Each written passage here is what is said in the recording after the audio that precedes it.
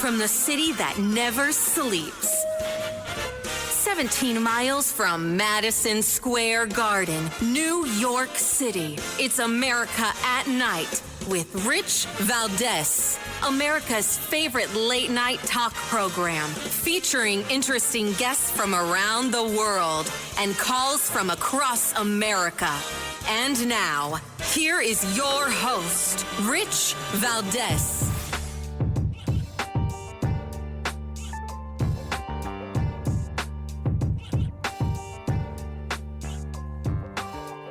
Hi there, good evening, and what's up, America? I am Rich Valdez, Valdez with an S, at Rich Valdez on all of the social media. Welcome to the Monday night edition of the program. Happy to be here, your liberty-loving Latino amigo. Going to be taking your calls all night long, open phones across America. Towards the end of each hour, we will be chatting with you all. We, the people, the American people, get your calls in, 833-4825-337-8334, Valdez. And let's see, lots to discuss tonight. You've got Jack Smith, right? The prosecutor, special prosecutor appointed by Joe Biden. He has announced that's it.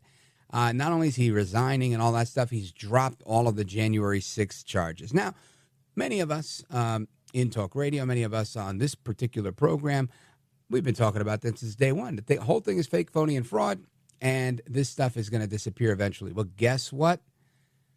It's gone. Isn't that something? I think it's fantastic. To me, this is a reckoning. The justice is actually being done, and it's fantastic. It's great to see it. But, of course, there are some out there that don't appreciate it. But I want to bring you up to speed on that. Listen to this.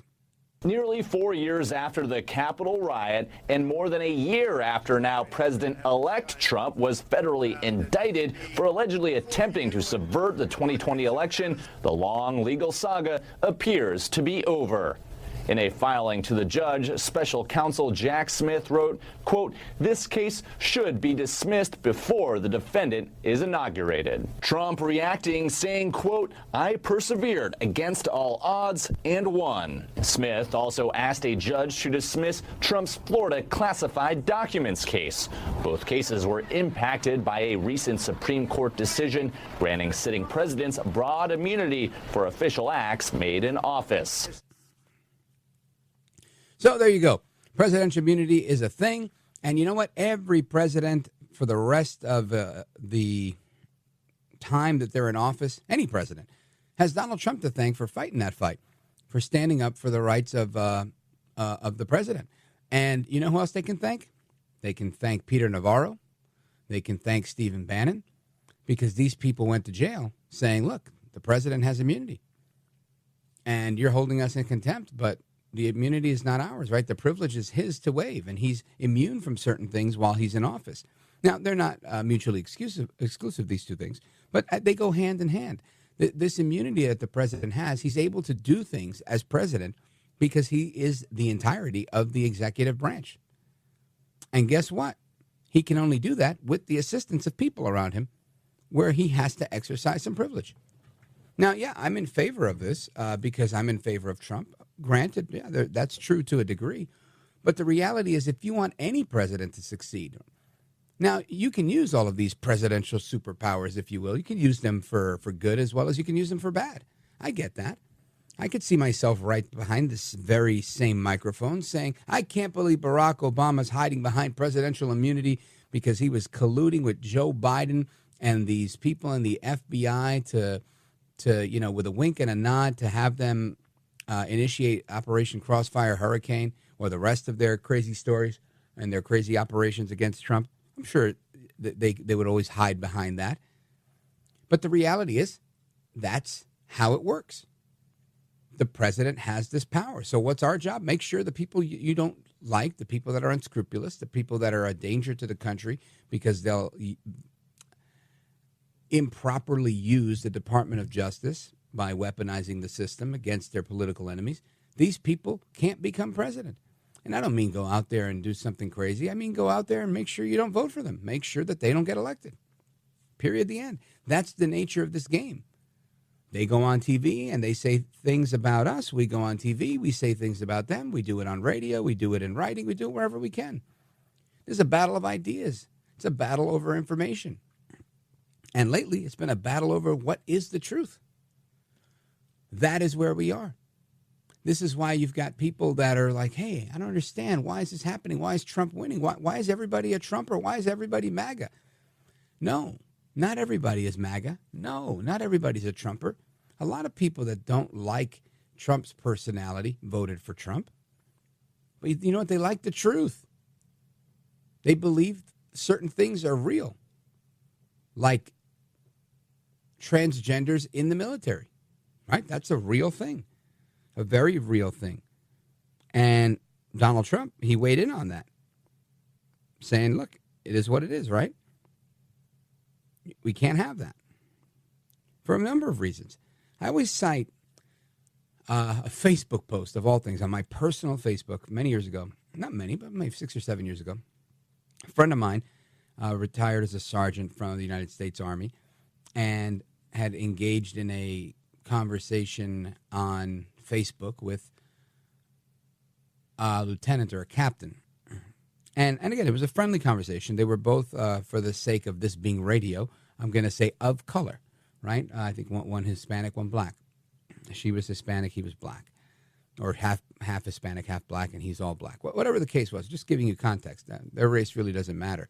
I think it just adds to the story so you can understand the fullness of it. But the point I'm making is the argument there was a back and forth about this very thing, back when Obama was in office. So it was even a little further back than that. And he was saying, look, I'm in charge of X amount of people in my unit. And my unit has to be ready to go. And my unit won't be ready to go if I've got X amount of people that are out on medical for extended medical because they're transitioning. They're receiving hormones, they're receiving this and receiving that, right? She was saying, but they have a right. You know, she was making the ideological argument. And again, she's my friend, and she was arguing with one of her own friends. It was a fascinating conversation to watch, this thread evolve. And I came to the conclusion, after reading a few lines in, this guy, the captain or lieutenant, he turns around and says, look, as a black gay man, I'm telling you, this is a detriment to our country. It's a detriment to what we are here to do, which is to be ready to go to battle. We can't be ready to go to battle if a inflated number of people are out on medical because they're transitioning. And when Barack Obama ushered in this policy that the U.S. Army would allow that, guess what? A lot of people joined the military just to get that free transition, that free gender-affirming care, as they like to call it. So Trump's back in the bullseye today because of his comments on that. But good for him for sticking to his guns, because this is not even an ideological thing. This is not a bigoted, hateful thing. Oh, we don't like transgenders. We don't like this. It has nothing to do with any of that. This has to do with making sure people that are mentally sound and physically fit and ready to go are there. Period. The end. I mean, this is the reason they don't allow diabetics or anybody else that's dependent on certain medication to go into the military. Right? Once you're there, it's a different story, but they won't let you in. You don't even make it to boot camp. So I just thought that was very interesting to see how that has evolved. And immigration. You've got Tom Homan. Tom Homan, the incoming border czar, is now threatening federal funding for states that resist the mass deportations. Good for him. This is how you have to operate with these people that think they're smarter than everybody else. And look, there's going to be disagreements. I think that is the beauty of why this nation has flourished and succeeded, right? It's never been an autocracy. It's never been a dictatorship. You can come in and say, we're going to do this, this, this, and this, but there's Congress. Then there's Congress that may want to be on board, but you might have constituencies back home that aren't on board. So guess what? Your congressman's not voting for that, or vice versa. And there's horse trading that goes on. So there's a lot of everything, and this is how you do it. You've got to make those friends in Congress that have the power of the purse, and whatever power incoming border czar Tom Homan is going to have to leverage federal funding. Super. You need that. You need to be able to do some wheeling and dealing in Washington, because that's how things work. Otherwise, how are we going to stem the tide of fentanyl that's coming into the country? Look, I realize I'm not naive. I realized that drugs have always come into in my lifetime. I have not been alive in a time where we haven't had a drug epidemic. When I was a kid, it was crack cocaine. After that, it became pills, right? Oxycodone and the rest of that stuff, opiates. Now it's fentanyl. There's always a drug du jour that is out there killing everybody in record number. Sad, but true. There's also a penchant for sex, whether it's with prostitutes, that traditional prostitutes like women at the Bunny Ranch, or worse, children. And we're learning more and more about that as we go forward in time. We hear more things, the Epsteins, the Diddies, all sorts of crazy that's out there. So things are becoming unearthed and uncovered, and we learn more. Okay, great. One of the things that we can't do is bury our head in the sand. Just because there's always a drug epidemic out there and because there's corruption that's rampant, right? We just saw rampant corruption at the United States border, allowing everybody and their mother and their neighbor and their neighbor's mother to come across the southern border, including felons, including people that were known child molesters, et cetera, people on the terrorist watch list. That happened under Joe Biden's watch. We know it. We voted against it. Amen. Praise God. Hallelujah. Here we are. However, we still have a job to do with fentanyl because that stuff is still wreaking havoc. We're going to talk more about that when we come back. Plus, your calls and more are coming up in just about 25 or 30 minutes. The phone number for that, 833-482-5337, 833-4-VALDEZ. This is America at Night with Rich Valdez.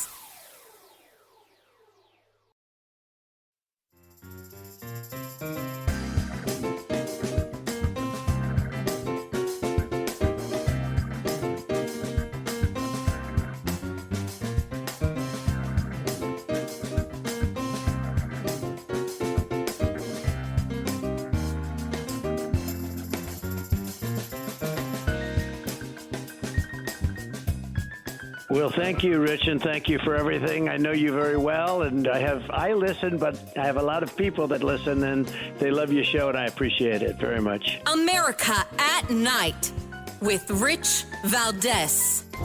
I want to know, why are we seeing these record overdose deaths just in America? Action! Why is this happening here? Our local hospital rooms are blowing up. Why? Because they're killing our children. And how do we change that? Off in the fence, broad daylight. How much of this deadly poison is coming across the border? How come all these people are all passed out? Where is all of this stuff coming from? Is China purposely addicting our nation? How can parents protect their children from fentanyl? That's a tough question. That is a trailer from Fentanyl Death Incorporated. It's a documentary produced by Dr. Robert Marbut. He is the former White House homeless czar, as well as a senior fellow at Discovery Institute. Dr. Marbut, welcome. Thank you so much for having me on, and more importantly, thank you for caring about this subject. Yeah, this is something that, like everybody else, I think I hear in the news, and I'm like, oh, man, that's terrible. But it isn't until you meet somebody or speak with somebody. And about, 5 or 6 years ago, maybe more, I was speaking with somebody behind the scenes, but from my industry, a broadcaster, and he was coming out publicly about the loss of his own child, who was, younger than 20, I think, at the time. And it was horrible. And it was his first time trying something. I think it was like a Xanax that they bought at a party. And they were like, oh, let's try this. And it was somehow laced with fentanyl, or it was counterfeit. And it immediately caused this poor kid's death. And when you see someone else as a parent to parent kind of speaking, Dr. Marbut, it really just puts things in perspective, right? The news reports become white noise sometimes because you hear so much of them. But when you really meet somebody and there's flesh and blood to it, it's like, oh, my gosh, this is so real. And there's such an impact being made by this synthetic drug. Tell us more. Well, this drug is the most dangerous drug ever invented in the world's history, the most lethal drug. And to give you a perspective, is more people have died in American military service, men and women, all 7 uniform branches, plus a few secret agencies on top of that. More have died in the last 5 years of fentanyl than all the wars in the last 100 years. So World War II Korea, Vietnam, Gulf War I, Gulf War II, Afghanistan, Iraq, a few UN engagements in there. Add them all up for 100 years. Fentanyl's killed more people in the last 5 years than all that together. And so that story you said about your friend is repeating itself over and over and over. And this is the biggest existential threat we've had to our country. And the last 4 years, people have been asleep at the switch at the White House. Yeah, sadly, that's the truth. And folks, again, we're on with Dr. Robert Marbut, the producer of the film. The film is Fentanyl, Death Incorporated. Now, talk to me about why you chose that as the title. And again, I think it's a very succinct title, a title that's hard-hitting. But why did you want to be so direct with the title, and what inspired, the whole idea of making this film? Well, we wanted a title that literally said what the movie is about, and it's about how much death is going and how lethal the drug is, how powerful it is, but also the economic side of it. China's making billions of dollars. The cartels are making billions of dollars. People up in Canada now are starting to make billions of dollars, and local dealers are making billions of dollars. Well, it kills our future population. So we wanted a title that expressed both sides of it, the death, but the finances part of it. As for why, when I was at the White House, we were starting to see things start to come, but it just got out of control the last 4 years. And so I wanted American viewers to be able to see how bad it is, how did we get here, the supply chain, but also provide some solutions on what do we do to get out of this, and to really give a full perspective of all aspects of the fentanyl crisis. Well, it's a yeoman's task that you've taken on, and it's really important. I just want to take a look at some of the stats you've got that you've included in the film. Fentanyl being the leading cause of death of Americans in the United States between 18 and 45 years old. That's a shocking number, and something you also mentioned, how strong this is. Is this something that many have suggested that this is, in effect, part of China's attack on us? I don't want you to get into that now because we're going to come back, and I want you to be able to elaborate on it. But I think it makes sense to me that this may, in fact, be an attack from the Chinese, and I'm curious to know your thoughts on that. Let me remind the audience who we're on with. Folks, we're on with Dr. Robert Marbut. He is the former White House homelessness czar. He's also a senior fellow at the Discovery Institute and a producer of this brand new film, Fentanyl Death Incorporated. I want you to check the film out, the website for the film, fentanyldeathincorporated.com. That's fentanyldeathincorporated.com. And we're going to come back and continue our conversation with Dr. Robert Marbut right after these messages, as well as your calls and more that are coming up right after that. Phone number for that, 833-482-5337, 833-4-VALDEZ.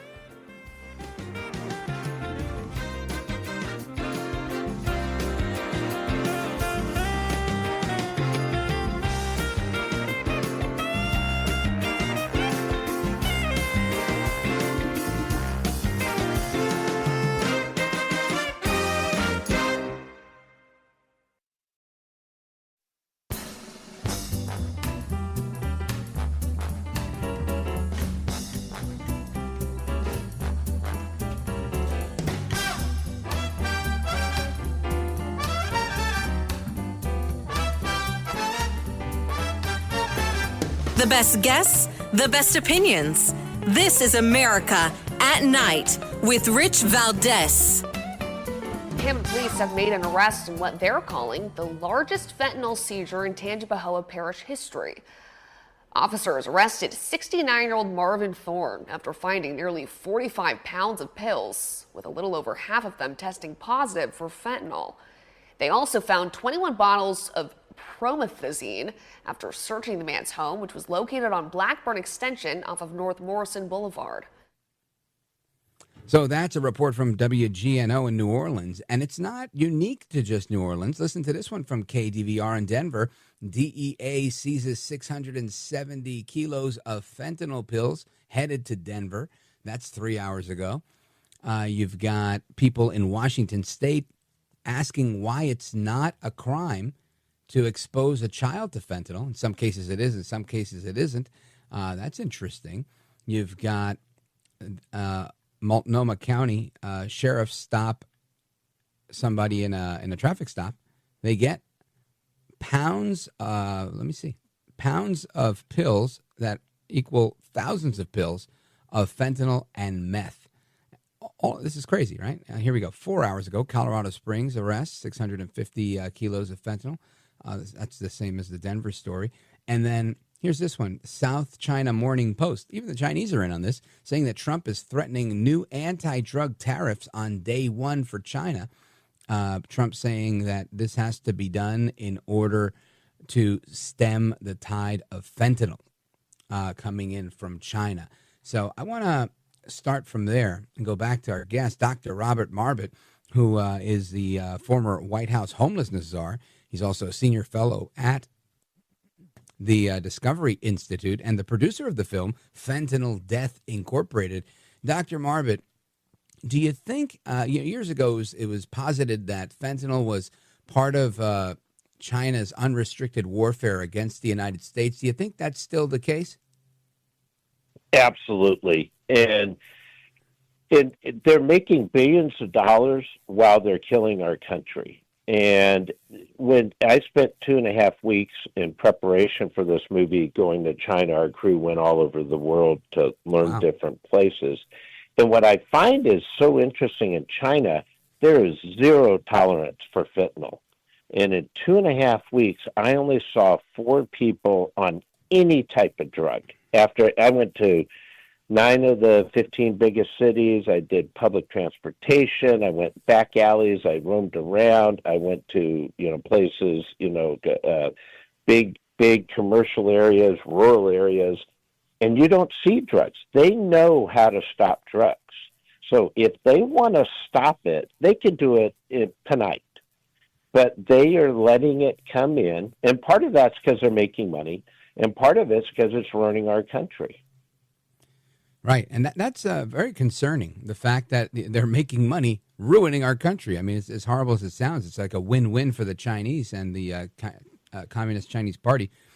Let's talk about the relationship here between fentanyl as a public health crisis and fentanyl as a national security crisis. How do you balance that? Having worked in the White House, is there turf wars over this? How do you, what's the division of labor like? Well, first off, it's both. And they're so interconnected, they should be treated as one and not treated as a one or the other. To be honest, I don't understand what the last 4 years of the current administration's been doing, because the house is burning down. This is the biggest existential threat the United States has had since World War II, since Mussolini, Hitler, and Tojo. It literally is. And they've not acted like that. And the great thing is that President Trump's not even sworn in yet, and he's already taking actions. He's already said, here's what we're going to do about it.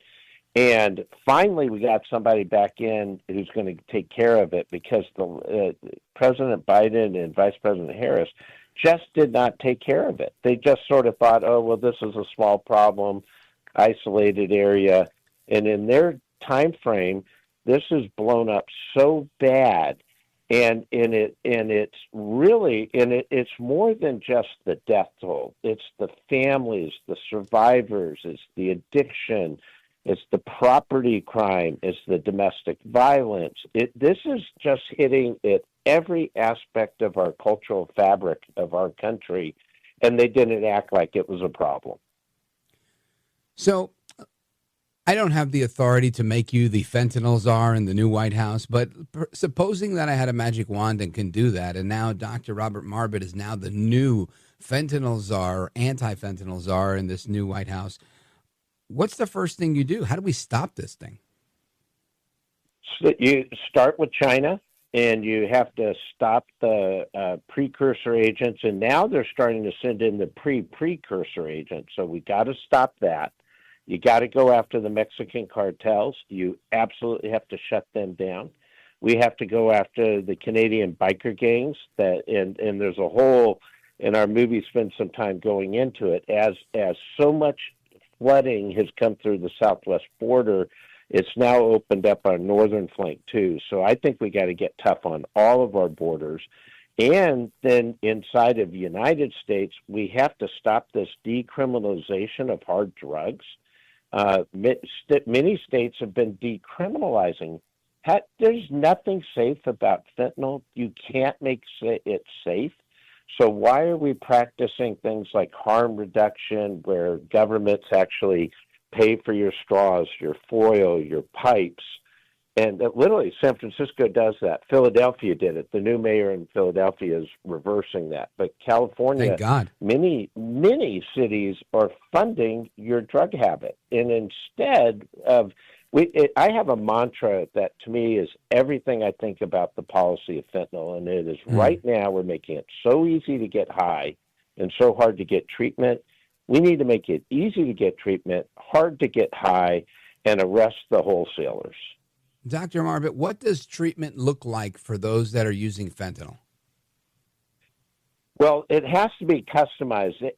Whether it's meth, it's fentanyl, alcohol, coke, crack, they're all different. So they have different family characteristics. But the key is it has to be 24/7 treatment.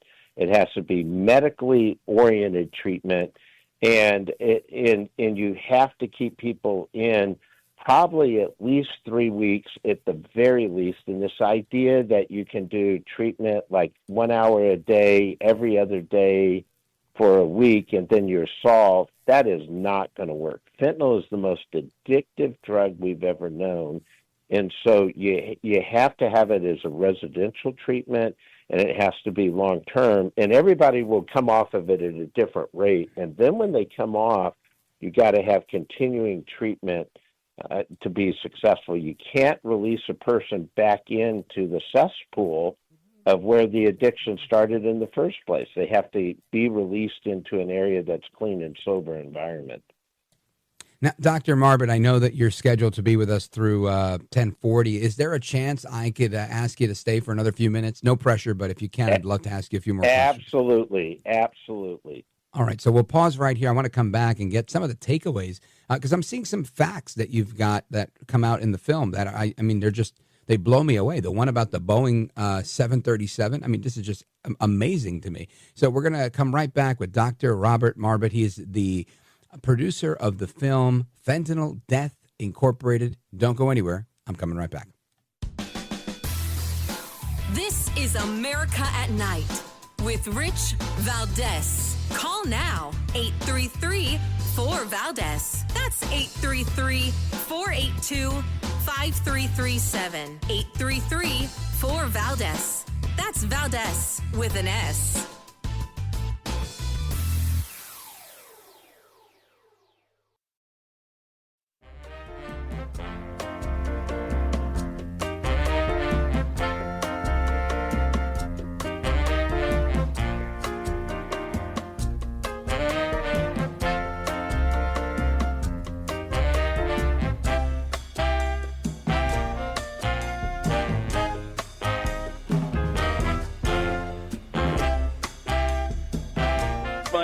Across America to the liberty-loving Latino, Rich Valdez.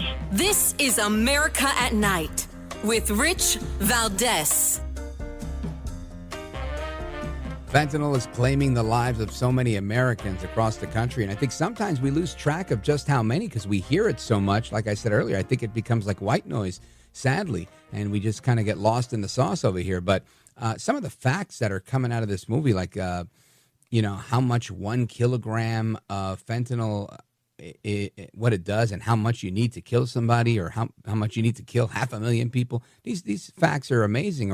Or how many deaths we have per day from fentanyl, and how that equates to an airplane load of people. I mean, it's just astonishing facts in perspective here. I want to come back to our guest to help us get some perspective on that. Dr. Robert Marbut, he's the producer of the film Fentanyl Death Incorporated. Dr. Marbut, tell us some of these key takeaways, these facts that you've discovered in the film. Well, one of the amazing things is think about a Boeing 747 crashing every other day, or a 737 crashing every single day. We had a point of a couple of years ago where two Boeings went down, I think like 6 weeks apart, and we shut down the entire 737 MAX system of Boeing. Across the world, it was shut down. Two went down. Yet we're losing 3.5 747s every single week, or if you do 737 every single day, and we're not acting like it. And it's not just limited to the recreational drug user, which is absolutely part of it, but children 0 to 4, fentanyl is the fastest growing death rate within that group. 0 to 4. These people don't have dealers. It's just fentanyl is so powerful, so potent, so dangerous that fentanyl dust on a park bench, and you put a hamburger down or a sandwich down and you pick it up and you die. That's what's happening now. And we got poisonings, we got misuse of medical fentanyl, we have the recreational, then you have the lacing and then you have contamination of supply. And so there are a lot of ways to die with fentanyl now because it's just so powerful and nobody's even talking about it. I find that to just be amazing. You're talking about a jumbo jet filled with people dying every so often. Just amazing. And the amount of fentanyl that you need in order to kill someone, or moreover, how much you would need, some 35 ounces, the weight of a quart of milk can kill 500,000 people. That's astonishing. And think about 2 grains of salt. And if you did that with fentanyl, that will kill most people, and 3 grains of salt equivalent of fentanyl will kill anybody. That's how small it is. It's 1/15 of a rice grain. It will kill anybody. And so we've never seen something this potent, this dangerous. And so when you're talking about 1 kilo or a quart of milk, that's equivalent to 500,000 people of pure fentanyl. And so we got to get a handle on it. We got to start acting like the house is on fire, because the house is on fire. Our country is dying at a rate that we've never seen anything kill like this before. And we got to act like it. And thank God for Donald Trump. He's showing up. That he's ready to go. I think he would be ready to go this week and get going. And he's already said what he's going to do when he gets sworn in. And he's going to take this issue very serious. He has throughout the entire campaign. And it's exciting that we're going to finally turn the corner on this once he gets in. Dr. Marbut, there's so much to understand and to discuss here. But one of the questions, and I've got maybe 1 or 2 questions left, and the first being, I oftentimes hear about these fentanyl deaths, and the first thing people ask is, why do they keep adding that to drugs? Isn't it counterintuitive for drug dealers to add fentanyl as a cut or lacing things if they're going to kill their own customers? And I oftentimes don't have an answer for that, other than I think it's a miscalculation, and maybe like you said, there are these precursor agents. They cook this stuff up. They don't cook it up right, and it increases the lethality. But that's just me positing that with no verifiable proof of that. What's your take on that? Well, the power of addiction is so strong, and this is the most powerful addicted drug we've ever known. And so the consumer wants it. And so whether it's the Chinese or the cartels in Mexico or the biker gangs in Canada, they're going to start to supply it. The problem and I'm talking the business model for them, they're mixing this out in the middle of a jungle or in a back alley. They're not using medical scales, and they're not using white labs, and they're not using proper measurements. They're not using mixers for dilution. And so I think they're trying not to kill people. I really believe that. I think they want to keep selling it, but it's so potent. You know, think about the 2 grains versus 3 grains of salt. 1 grain probably won't kill you. 2 will kill most people. 3 will kill everybody. And think about how hard that is to even separate if you pour salt out on a table and you're just trying to get grains. And so I think it's the sort of chemistry mistakes that are made. Yeah. And I think they're really trying hard to get it where it doesn't kill people. And hence the mixing, like places like Kensington up in Philadelphia, where they're mixing it with horse tranquilizer. So they're trying to reduce the fentanyl purity, but they're adding horse tranquilizer to it. And that causes a whole nother set of problems, but it allows people to get more addicted, stay on it longer, and then sadly eventually die. Now, Doc, final question to you before we wrap is, during the COVID pandemic, a lot of people were saying, you know, they were overcounting deaths. People were dying of a motorcycle, and if they had contracted COVID, they're saying, oh, they died of COVID. and I don't mean to make light of anybody's death, but it's kind of laughable that you would do that in science or in the medical industry. But experts here argue the exact opposite, that, in fact, a lot of overdose and deaths related to these overdoses are being undercounted. Is that true? Absolutely undercounting. Every expert we met with, talked with, whether we put them on film or research, said it's undercounting.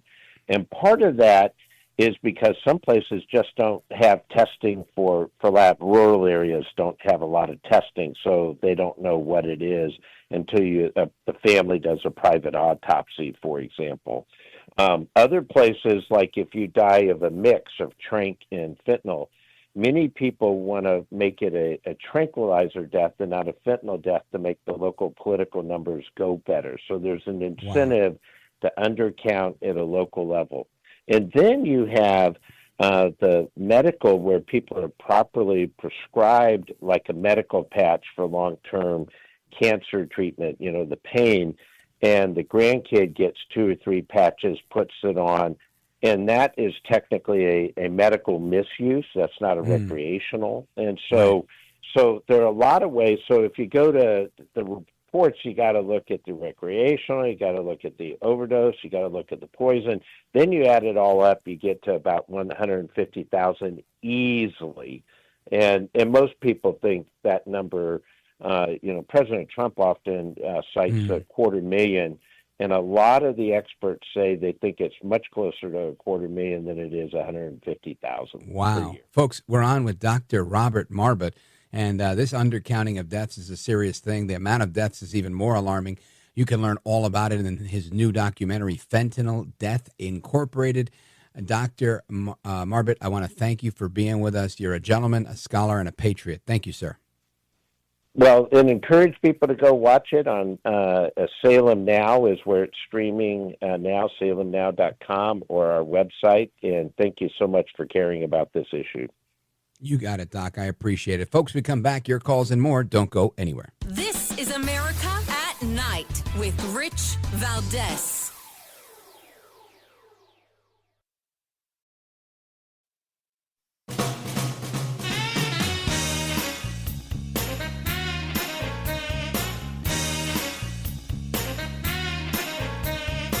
All right, to the phones we go. Let's go to Paul in Boise, Idaho. Paul, what are your thoughts on fentanyl? Quickly. It's the number one killer of the most needed aid groups that we have. Yeah, I think you're 100% right. This stuff is killing people left and right, and it's got to stop. I think El Trompito Donaldus Magnus is the one to do it. Folks, we're coming right back. Another hour. Rich Valdez coming right up.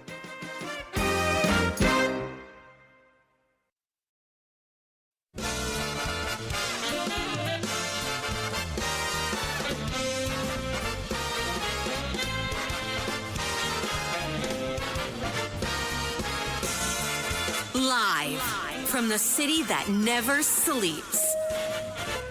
17 miles from Madison Square Garden, New York City. It's America at Night with Rich Valdez, America's favorite late-night talk program, featuring interesting guests from around the world and calls from across America. And now, here is your host, Rich Valdez.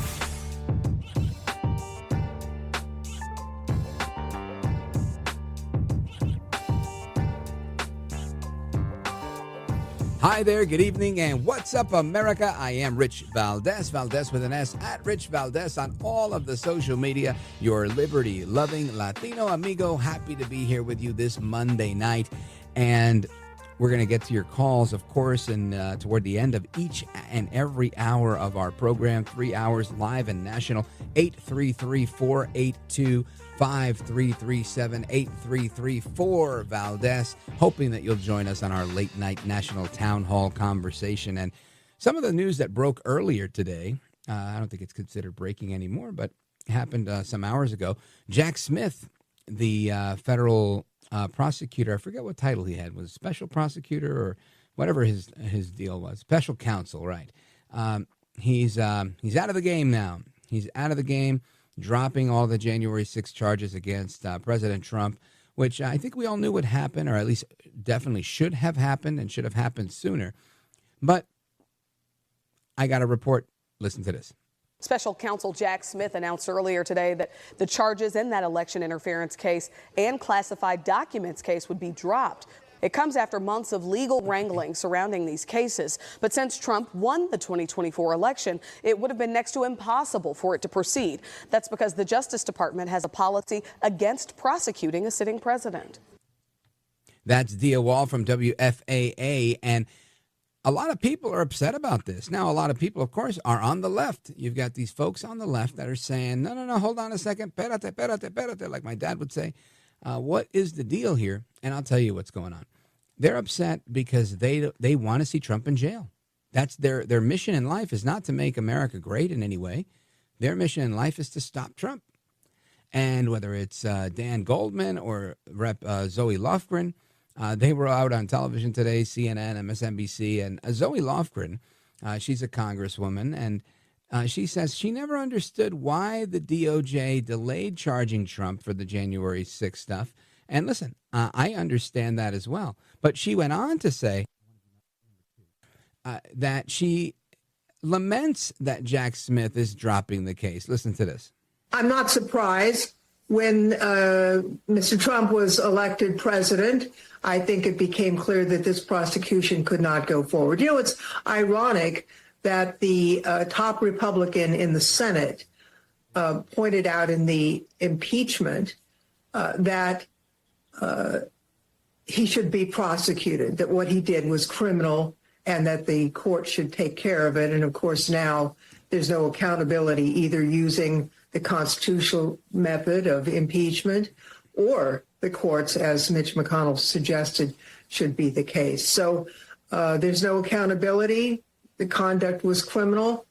And but we already knew that we had elected somebody who was a criminal because he was convicted multiple times in another case. So that's where we are in America. Oh, Zoe, stop crying. Oy vey. Come on, you're killing me over here. Listen, here's what I'll say to that. I think this thing happened, as I remember it, on January 6th of 2021. That's a long time ago, right? We're coming up on 2025 in about 5 weeks or so. So what took them so long to bring these charges against Trump? What happened to all of their talk? Rachel Maddow and the rest of them, they were saying, we're going to be outside the White House waiting for Trump. Trump's going to leave the White House with shackles on. To me, it looked like Trump left like a boss, right? He had his little MAGA hat. I think that's how he left. He got on Marine One. He went to Mar-a-Lago to go work on his tan and his golf swing. Good for him. He left with his head held high right through the front door on Marine One. All the stories, all the rhetoric, all the silliness that they were talking about, it was just that. It was fake. It was phony. It was fraud. So what's up with that, right? What's up with that? Well, it's because they know they took too long to charge him because they didn't have a case then. They only did it now as a smokescreen because it was political. And they waited until he announced his candidacy for president in order to bring those cases. And that's why he outsmarted them. He went around, he wrote a book, he was on TV, he was all over, right? You would have thought he was campaigning, but he wasn't saying. He was like, look, I haven't decided yet. I'm thinking of running for president again and blah, blah, blah. And he was explaining to the American people what they had done to him. He is brilliant. He is genius. He didn't violate any laws, but he used their own system against them, which is what they do, right? And that's why I always say to people, it's so important to know how the mind of the leftists works. Years ago, about 10 years ago, as a matter of fact, I worked with James O'Keefe, the founder of Project Veritas, and I eventually became the national field director who was in charge of their operations and recruiting the undercover people and whatnot. It was excellent work, and it was a great time to be alive. It really was very exciting work. And I can say that James, one of his requirements was everybody had to read the book Rules for Radicals by Saul Alinsky. And I would tell people that, and they would say, oh, that's crazy. You shouldn't read that. That book was dedicated to Satan. And I think it was. But that's not why we read it. We read it because you had to, spend a few minutes inside the mind of a leftist and understand how the radicals work. And one of their rules was always make them live up to their own book of rules. Trump does this time and time again, and that's what you've got to do. You've got to make them live up to their own book of rules. And in this case, that's what he did. He used the media to dismantle the media. Look at MSNBC today. MSNBC is likely going to be up for sale. Paramount Plus, the streaming network, is thinking of picking them up and rebranding them as something else. They're probably going to lose a number of their hosts. I can guarantee you they're going to hire a few bona fide conservatives to beef up their programming, because you need that. And they were probably better off. I remember, I used to watch MSNBC about 20 years ago. And you know who was on those channels back then on the MSNBC network when I used to watch it? A woman named Greta Van Susteren, who's now on Newsmax. Another guy, he had a bow tie at that time, Tucker Carlson. He was one of the people on MSNBC. And they weren't some sort of right-wing outfit. They weren't Fox News. And I wouldn't even say they were moderate, but they created this appearance of being moderate at the time by having different voices on there. Today, it's Rachel Maddow and the rest of the crew, Joy Reid. Even their journalists, don't even ask questions. They make political statements. Right? Who's the woman that we had on the other day that was interviewing the woman named Paula Ramos? Count Delacula. She's like an actual anchor there. Alex Wagner, right? By my definition, more of an activist than me. Right? Because at least I come out and I tell you, I like Trump, I'm a conservative, I like Jesus. These are the things I'm talking about. Every day I talk about this stuff. Now, these people come at it as if they're some sort of, I don't even vote in elections, I am straight down the middle, I am as fair can be, and they're not. They don't. It's a show. They pretend that there's something. They pretend as if they know something more than anybody else. I don't pretend I know anything more than anybody else. I am the anybody else. And I'm just telling you what I happen to know. If you like it, great. If you don't like it, you'll listen to something else. Now, you'll be hard-pressed to find live programming in this day part. Lucky for me. Thank God for that. That we're still one of the few soldiers standing providing live radio from one end of the country to the other and adding affiliates, which I'm so grateful for that, for all the fantastic radio station owners there who still have a vision for live programming at night. But it's important, right? It gives the opportunity to people across America to weigh in on our late night national town hall conversation. And there isn't another one like it. And I'm grateful for that. I'm grateful to have the reach and the size of the program that we do. I'm grateful for Jim Bohannon. I'm grateful for Larry King before him to have laid out the framework for this and really created this place where we can have this kind of conversation. And it's not about being a right-winger or a left-winger or anything like that. It's really about having the conversation, which is why I don't shut people down. It's why I give them an opportunity and I let them talk, probably more than other people talk. And it doesn't matter how much I let people talk, by the way, just as a quick aside.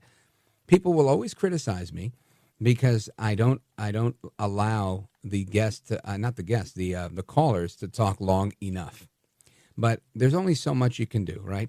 There's a reason they choose people to host radio shows is because they want to hear your opinions. You know, the network, they want to hear what I have to say about things or to hear my conversations with people that are on the inside that have expertise on things, like Colonel John Mills, for example, who's a senior fellow at the Center for Security Policy.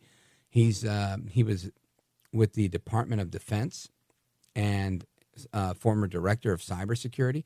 These guys were on the inside. They have a lot of expertise and they know stuff. So obviously I want to talk with them and find out what the deal is when we're talking about the latest with a potential ceasefire with Hamas or a potential escalation of what's going on in Europe.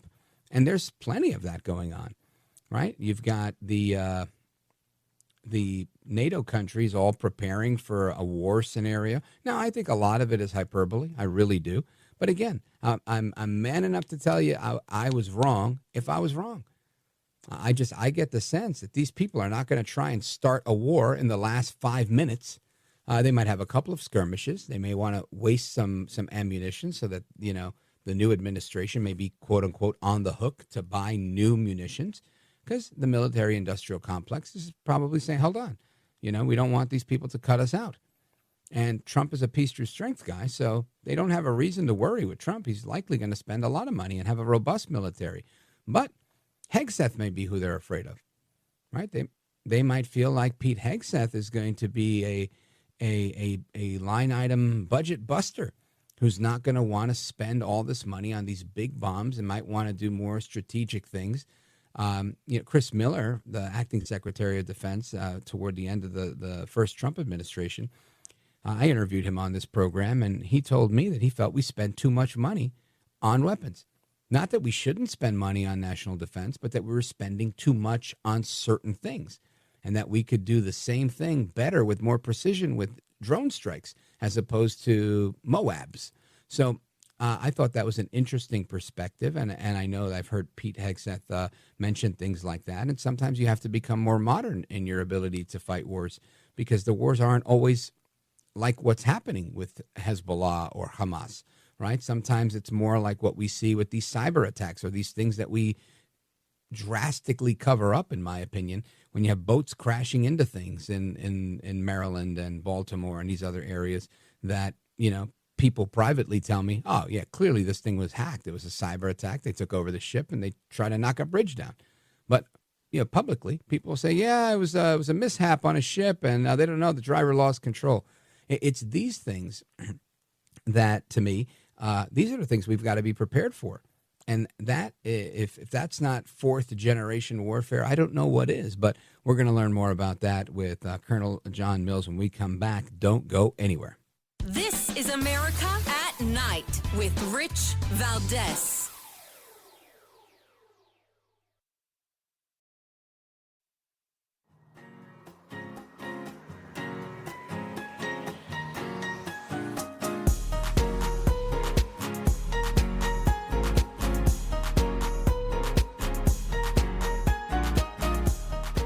You have experience and skills in interviewing, or you wouldn't be on your program. America at Night with Rich Valdez. All right, amigos, welcome back. We're live. We're national. Our phone number is 833-482-5337, 833-4-Valdez. And I want to talk about what's going on internationally from the geopolitical perspective. Obviously, we need to find out what's happening from a military perspective as well, because there's a lot of moving parts. And some of the headlines today indicate that there's been discussion about a potential ceasefire for Hamas, or Hamas may be agreeing to a ceasefire that Netanyahu's also agreeing with.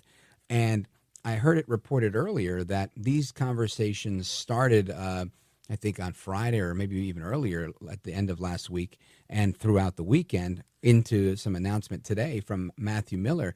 But these conversations started, from my understanding, at Mar-a-Lago with President Trump and his son-in-law, Jared Kushner, who's plugged in to a lot of people. And I thought that was interesting, and that now there is a willingness, a potential willingness from Netanyahu and the Israelis to potentially accept the terms of this ceasefire with Hamas, which I think is fantastic and goes to show you, in my opinion, how you can walk quietly holding a big stick and get things done. But listen to Matthew Miller, Biden's State Department guy. What I'd say is we have made significant progress with getting towards a resolution. That includes progress from where we were when I spoke to this last week, but we're not done yet.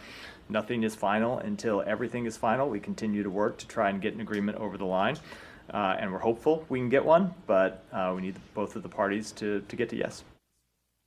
So they're trying to get to yes. I want to get some reaction to that from somebody who knows this stuff all too well. Colonel John Mills is retired from the United States military, and he's also a senior fellow at the Center for Security Policy. He's former director of cybersecurity policy and strategy and international affairs at the Department of Defense. Colonel Mills, welcome back, sir. Rich, thank you. Always an honor to be on the show. Thank you, sir. And I would be remiss if I didn't let everybody know that you are the author of one of the best books out there. It's called The War Against the Deep State, War Against the Deep State by Colonel John Mills. John Mills, when you hear about this, Colonel, about this potential ceasefire coming about, what's your initial reaction to that? Well, in Israel, in the Hamas and the Gaza Strip, I mean, there's not much left. So when you say there's a ceasefire, I mean, they really have pushed the remaining fighters of Hamas into a small number of enclaves. It's basically over in the Gaza Strip. Really, at this point in time, Israel's major focus is Hezbollah, which it also sounds like there may be a ceasefire, and Iran, but I call them the three H, called the Houthis, Hamas, and Hezbollah, but they're really about the 0.5 or 0.75 H club because they've been seriously attrited by Israel. Hezbollah has just been obliterated. Israel has just the most incredible supply chain operation ever with the pagers, followed up by numerous surgical strikes that have just eliminated them, and I can't even keep track of who the Iranian Islamic Revolutionary Guard Corps. I don't even know who that is. The commander is anymore. They've eliminated. Keep knocking them off. Knocking them off. So it's all about Israel and the final showdown with Iran. And I think this has not gone the way Iran wanted it to go. Again, the Hamas and the Hezbollah has been seriously attrited. There's just not much left of them. And the Houthis are continuing to fire on ships, but it's really all about Iran. Yeah, I would agree with that.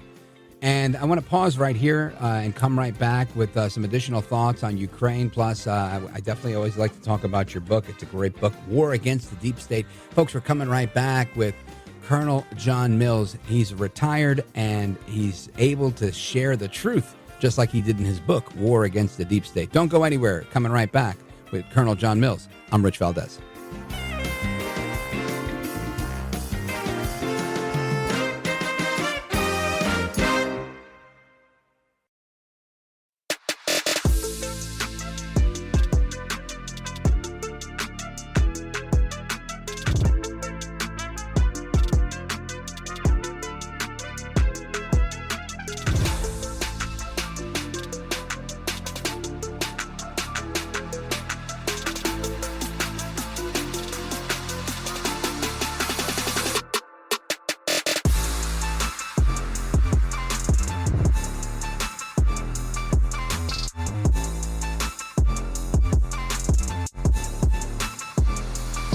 The best guests, the best opinions. This is America at Night with Rich Valdez. All right, amigos, welcome back. We continue our conversation with Colonel John Mills, author of War on the Deep State. Did I say that right? I hope I did. war against the deep state, forgive me. And Colonel, I want to get your perspective. We're talking about Hamas and the potential showdown with Iran. And if you have any additional thoughts on that, I'm happy to take those. But I wanted to kind of pivot here and go to Ukraine. There's a lot of talk about what's happening in Ukraine with Russia and what role China plays laying back in the cut, as well as North Korea. What's your assessment of what's happening there? Everybody's saying we're looking at a potential World War III. Maybe it's my own naivete. I just don't think these people are that dumb. I feel like it's a lot of bluster. They just want to expend mortar shells. They want to maybe use these ICBMs, but not necessarily for the sake of starting a permanent conflict, but just for the sake of using these weapons so they can buy new ones. Is that crazy for me to think that way? Well, the whole allowance or permission given by the United States for Ukraine to use the long-range ATACMS missile, I think was just everything about it was poorly thought out, poorly explained, poorly rolled out, and it was unnecessarily provocative, especially when all parties showed an interest in negotiations as soon as President Trump is in office. So I chalk this up to the absolute incompetence and also malevolence of the Jake Sullivan National Security Team. I mean, this is the Victoria Nuland behavior and attitude that got us into this mess in the first place in a lot of ways. So I just think if Jake Sullivan felt, and I don't even bring Biden into this because hey, I sat at the White House. I know what decision packages look like and who chops on them and who signs. And the president would have signed off on this decision package. I guarantee, I bet you a cup of coffee there is no Biden signature on this package. And it just, if they had just explained to Russia, hey, because you're committing 12,000 North Koreans and there's all these rumors and spot reports of at least small numbers of Chinese. So this is against the Kursk salient where Ukrainians gained some ground inside of Russia. Hey, in advance of negotiations, we're going to allow them to the Ukrainians to fire to solidify their lines and hold their lines until negotiation time. If they had just explained that publicly and privately, the Russians might have been mad, but they would have understood. But the way this was done, it was just horrible.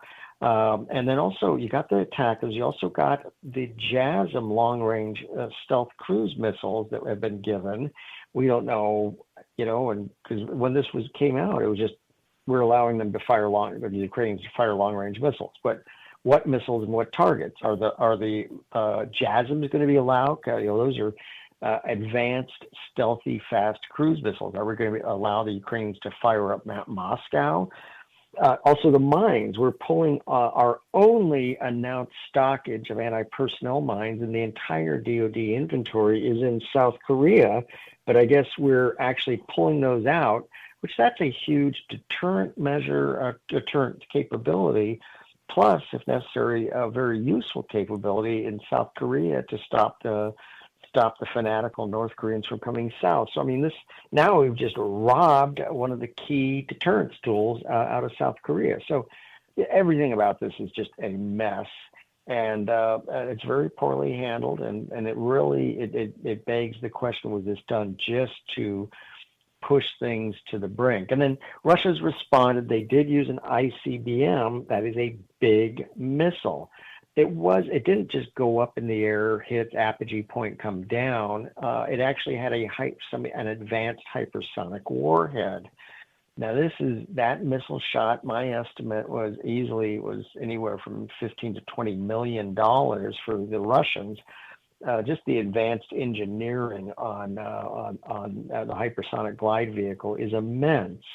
So it was a one-off shot. It looked like it was successful, but this was Putin responding and saying, "Hey, you're gonna up the game. We're gonna up the game." So these are high stakes, high risk. People are dying, and you got Jake Sullivan. The only thing he's ever run is his mouth. I mean, his only claim to fame is lecturing at Yale on whatever.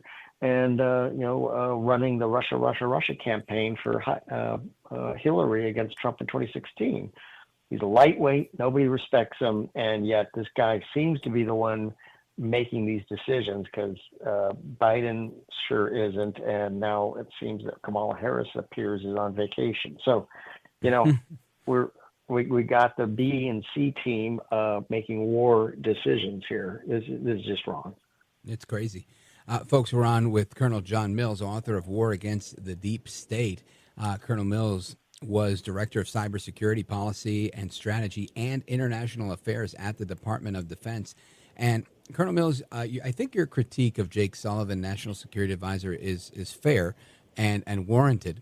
But I'd like your assessment of incoming National Security Advisor, Colonel Mike Waltz, and Lieutenant Colonel Tulsi Gabbard, who's coming in as Director of National Intelligence.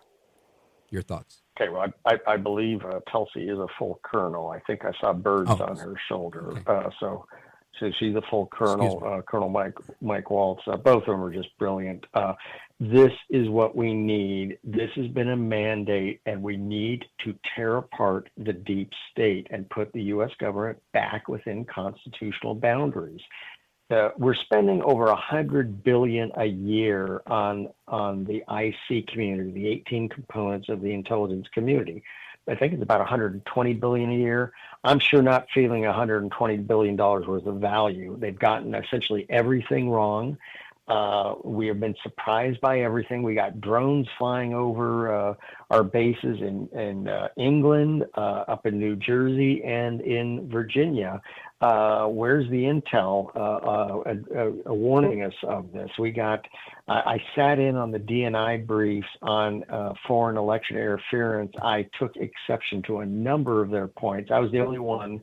The other 50 reporters were all breathlessly panting, Russia, Russia, Russia. These are just legacy, fading, corrupt, bankrupt media that no matter what the question was, the answer was Russia. So, and boy, I was very unimpressed with the DNI briefs, and I actually knew some of the people I used to work with. Unimpressed. And I challenged them on a number of points and got very shoddy responses. So I'm not feeling $120 billion worth of value out of what we're getting out of the intelligence community. Yeah, that's well put. Now, I want to also ask you about I guess it's a philosophical question based on your expertise.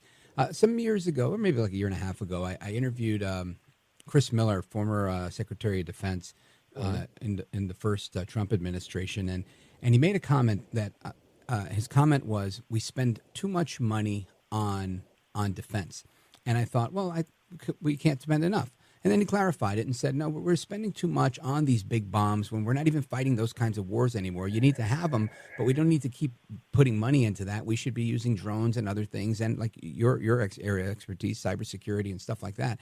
And I thought it was a point that, well taken, with my limited expertise on that. But with that being said, with Pete Hegseth coming in now, or being nominated for DOD Secretary, do you think that's the mantra that we should have? Maybe spending less but more strategically on defense, or is that a mistake? I think we have to go into a spending surge on defense, but we have to have a transformation of defense. I'm going to give a shout out to Palantir that did an absolutely brilliant publication called Defense Reformation. And their chief technical officer, oh boy, his name's escaping me right now, the Shyam Sankar. This was just a brilliant defense reformation document. We have to transform the culture, behavior, and processes of the Department of Defense.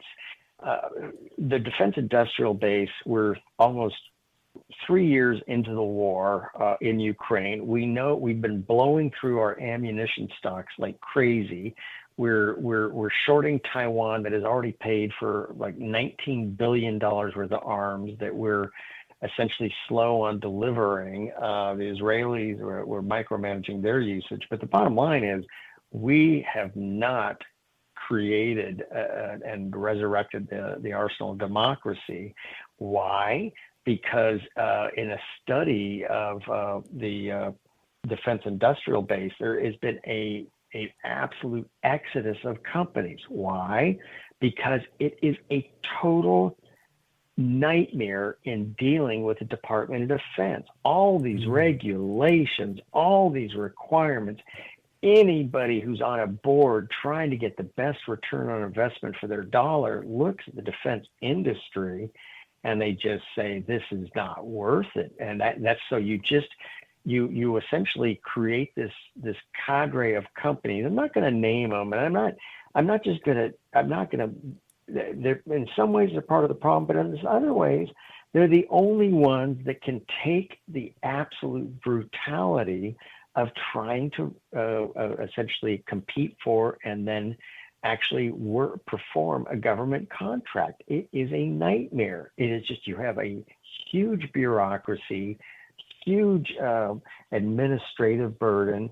So we have to totally transform this. We might be able to spend less if we were able to get rid of the drag coefficient of this process, of all the defense acquisition processes. It is a nightmare. I've seen it so many times in years in the Office of Secretary of Defense, at the Joint Staff, at the White House.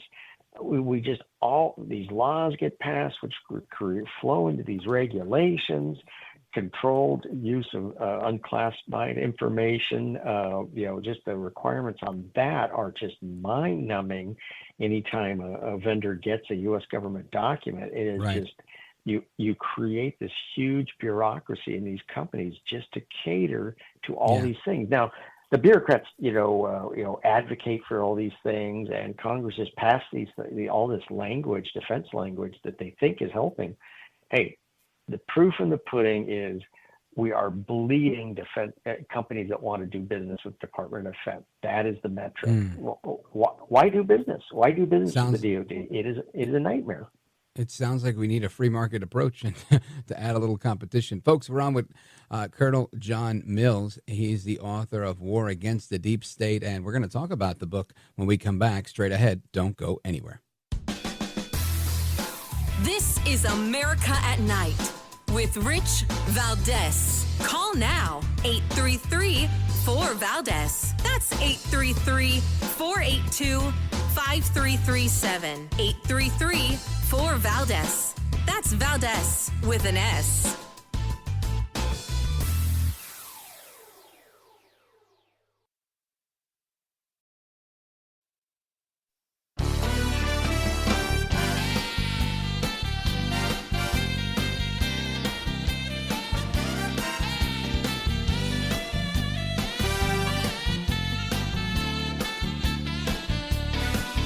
Well, thank you, Rich, and thank you for everything. I know you very well, and I listen, but I have a lot of people that listen, and they love your show, and I appreciate it very much. America at Night with Rich Valdez. For our adversaries out there that think this is a time of opportunity, that they can play one administration off the other, they're wrong. And we are hand in glove. We are one team with the United States in this transition. That's retired Colonel Mike Waltz, incoming national security advisor in the upcoming Trump administration as he becomes 47th president of the United States. And we know last time Trump was in office, he dealt with the deep state, the administrative state, the federal Leviathan, and how it was weaponized against him. Somebody who knows that all too well is Colonel John Mills. Not only is he a senior fellow at the Center for Security Policy and former director of cybersecurity policy, strategy, and international affairs at the Department of Defense in the Office of the Secretary, but he is the author of War Against the Deep State. Colonel John Mills, I want to ask you, I'm confident, I feel like Mike Waltz is A+ here, but how do you think, does the deep state just take a back seat this time around? What do you think? Well, it's first of all, Mike Waltz is absolutely awesome. I've interviewed him and talked to him several occasions. So what is the deep state? I think the deep state is, first, you got the bureaucrats. That's the line person, uniformed and civilian, can be bureaucrats. You got the technocrats. Those are the Faucis. Those are the super experts. And then you've got the plutocrats, which intermingle and commingle. And these are the very wealthy big tech people like Bezos or Zuckerberg that have an undue influence. It's the venture capital firms on Sand Hill Road in Silicon Valley. So a number of them have just an undue influence, but you also got to kind of put four corners on the box of the deep state, and that's obviously big government, big tech, and a marriage with federal law enforcement and intelligence. And then you got big academia, and I'm all for big academia. I love K through 12 and post K through 12. Got to be accountable, and then also big pharma. So those are really kind of the four corners and the three groups. But this has created an unlawful fourth, fifth, and sixth branch of government: the administrative state, that out of control federal law enforcement and its marriage with big tech, and then the sixth is the nonprofits. So this is the challenge. We've got to get these all under control. I think this decisive victory, though, has sent a message, and I think they are shocked at how badly they lost, despite the PSYOP, despite the histrionics, despite having every Hollywood star on their side. Well, not every Hollywood star, but a lot of Hollywood stars on their side. This was an unbelievable surge of every demographic toward America First-ism. I mean, it was incredible. Native Americans, a power group for Trump. I mean, Latinos, an absolute surge in Latino, African Americans, all types. So, I mean, this was an undeniable sea change of attitude and opinion. People were sick of what was going on. You're right, Colonel. And we're going to leave it there. I want to make sure everybody has a chance to get a copy of the book and to make sure they follow all of your work. What's the best place for people to go and check you out? Thank you. On Substack, I am Colonel R.E.T. John, Colonel Rhett John. On X, I'm Colonel Rhett John 2, Colonel R.E.T. John 2. And the books are available on Amazon, but you can get signed copies on Lindell My Store. So signed copies, Lindell My Store. Oh, I definitely recommend that. I think Lindell's a patriot. So is Colonel John Mills. Make sure you get a signed copy. Christmas is coming. Hanukkah's coming. Buy one for yourself, one to give away. The book is The War Against the Deep State. The author is Colonel John Mills. Sir, you are a gentleman, a scholar, and a patriot, and I'm grateful for you staying up late with us. Oh, you bet, Rich. Thank you. An honor. Take care now. You too. Godspeed. And folks, your calls and more coming right up. Open phones across America. Don't go anywhere. This is America at Night with Rich Valdez.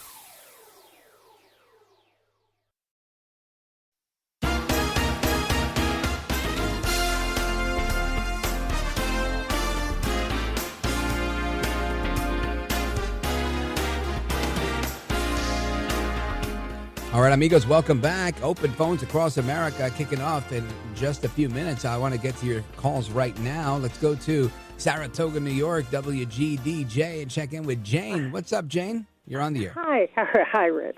I want to know why Biden has never been held accountable for what he set up. He set up an appropriation to deal with Hamas, and this is a fact. Do you want me to wait? No, get it out quick. Oh, okay. He set up a thing. He started selling something called Captagon to the... Oh, yeah, we talked about that. Like for the people, the mind stuff. You know, we'll have to get into that again a little bit later. Jane, thank you for your call. Folks, open phones across America starting now. Don't go anywhere. Rich Valdez, coming right back.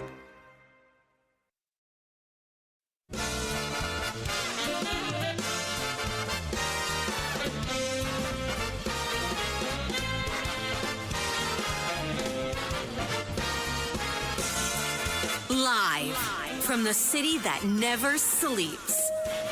17 miles from Madison Square Garden, New York City. It's America at Night with Rich Valdez, America's favorite late night talk program, featuring interesting guests from around the world and calls from across America.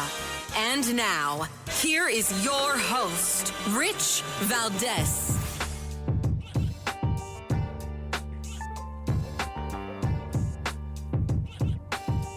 Hi there, good evening, and what's up, America? I am Rich Valdez, Valdez with an S, at Rich Valdez on all of the social media, your liberty-loving Latino amigo. Happy to be here with you this Monday night, just days away from our Thanksgiving celebration, and I want to get into some of the news. Let me give you the phone number, 833-482-5337, 833-4-Valdez. I hope that you will join us on our late night national town hall conversation. I know that there's a lot of people traveling because I was just looking at something. It said this is the most traveled Thanksgiving we've ever had, right? Let's see. Let's see this headline right here. Give me a segundo. 1 segundo. Here we go. This is from... I don't know where this is from. I got the wrong one. But anyway. Oh, Associated Press. Busiest Thanksgiving ever. How the TSA plans to handle record air travel. And again, I think we hear stuff like this every year. I guess Thanksgivings are like elections. It's the busiest and most important one we've ever had than the one before. And that's probably true. But I'm thinking people are out there traveling and doing what they do because, man, it's morning in America again, right? You've got hope that we're not going to continue to see the disaster that we see at the border in the record numbers that we saw during the Biden administration. We're not going to see, hopefully, right? And my hope is that we will not see government spending the way we did during the Biden administration, which should curtail some of the inflation. And again, there was some spending in the latter part of the Biden administration that could still bring up some inflation. E.J. Antoni was on with us not that long ago and told us that, definitely expect there to be a recession and everything that goes along with that, including higher inflation in the next couple of months, but that it will dissipate and improve. So anyway, not to be the bearer of not so great news, but I want to talk about that. I also want to talk about El Trompito Donaldus Magnus, the 45th president of these United States. Donald J. Trump, he was, I'm not going to say exonerated, although in effect that's really what happens, because Judge Tanya Chutkan dismissed all of Trump's federal election interference charges following a request from special counsel Jack Smith. So again, I say exoneration because to me, that's it. Charges are dismissed. He is the winner. But of course, the left will take issue with me saying stuff like that. But who cares, right? We're not here to impress the left. We're here to tell the truth. And that's the truth. Trump is good. No bad, right? That's the simplest way to put it. No bad things came out of this January 6th case. Everything was dropped, and good for El Trompito on that one. Then President Biden, he pardoned some turkeys. And we'll talk about that a little bit later. We got audio of the turkey pardoning, which is always fun. And of course, we've got Russia warning South Korea about supplying weapons to Ukraine. And we had a great conversation with Colonel John Mills. If you missed that, you got to check that one out at richvaldez.com. We also had a really good conversation earlier with Dr. Robert Marbut. He is the producer of the new documentary film, Fentanyl Death Incorporated. Check this out.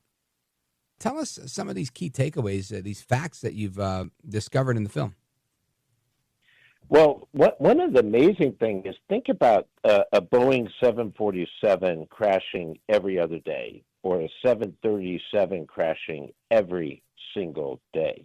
We had a point of, a couple of years ago where two Boeings went down, I think, like 6 weeks apart. And we shut down the entire 737 MAX system of Boeing. Across the world, it was shut down. Two went down. Yet we're losing 3.5 747s every single week. Or if you do 737 every single day, and we're not acting like it. And it's not just limited to the recreational drug user, which is absolutely part of it, but children 0 to 4, fentanyl is the fastest growing death rate within that group. 0 to 4. These people don't have dealers. It's just fentanyl is so powerful, so potent, so dangerous that fentanyl dust on a park bench and you put a hamburger down or a sandwich down and you pick it up and you die. That's what's happening now. And we got poisonings, we got misuse of medical fentanyl, we have the recreational, then you have the lacing and then you have contamination of supply. And so there are a lot of ways to die with fentanyl now because it's just so powerful and nobody's even talking about it. I find that to just be amazing. You're talking about a jumbo jet filled with people dying every so often. Just amazing. And the amount of fentanyl that you need in order to kill someone, or moreover, how much you would need, some 35 ounces, the weight of a quart of milk can kill 500,000 people. That's astonishing. And think about 2 grains of salt. And if you did that with fentanyl, that will kill most people, and 3 grains of salt equivalent of fentanyl will kill anybody. That's how small it is. It's 1/15 of a rice grain. It will kill anybody. And so we've never seen something this potent, this dangerous. And so when you're talking about 1 kilo or a quart of milk, that's equivalent to 500,000 people of pure fentanyl. And so we got to get a handle on it. We got to start acting like the house is on fire, because the house is on fire. The house is on fire. Again, that was a really good interview with Dr. Robert Marbut. I wanted you to hear a piece of it, and make sure you check it out. If you've missed it, go to richvaldez.com. And as always, I want to thank everybody just right now really quickly. I want to make sure I thank you, because we've gotten a number of really great 5-star reviews on the podcast for this radio program. And while I'm going to say I put a lot of eggs in the basket for the radio show. It's 3 hours. It's live every single day. But after you take out commercials and whatnot, it does replay as a podcast. And we do have a number of listeners. We chart pretty well in the category we're in. And I want to thank everybody for listening to that. And, of course, leaving their reviews and their kind comments on that. Really, really, just really thankful for that as well. So make sure you check that out. Rich Valdez, America at Night. You can also tell your Alexa. And if you have an Alexa, she's going to go haywire right now. You can say, Alexa, play Rich Valdez, America at Night. And all of a sudden, your smart speaker will be playing the show. There's mine. And that is another way of getting the program. But we always encourage you.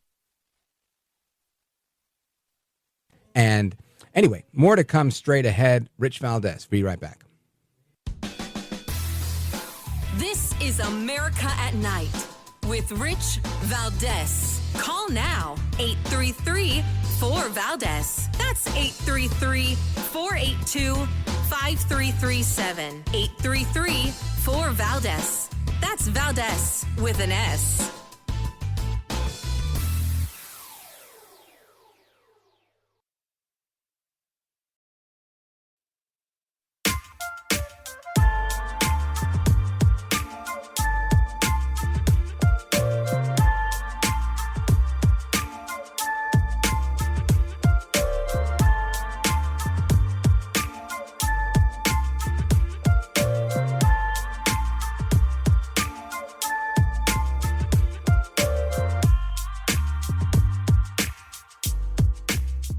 Well, thank you so much for having me back on, Rich. I always enjoy talking to you. America at Night with Rich Valdez.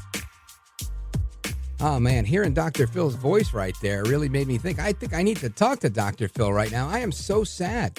Why? I will tell you why. Because the beloved host of Love Connection and Scrabble, Chuck Woolery, prolific, epic troll on Twitter for the right side, Chuck Woolery has gone to be with the Lord.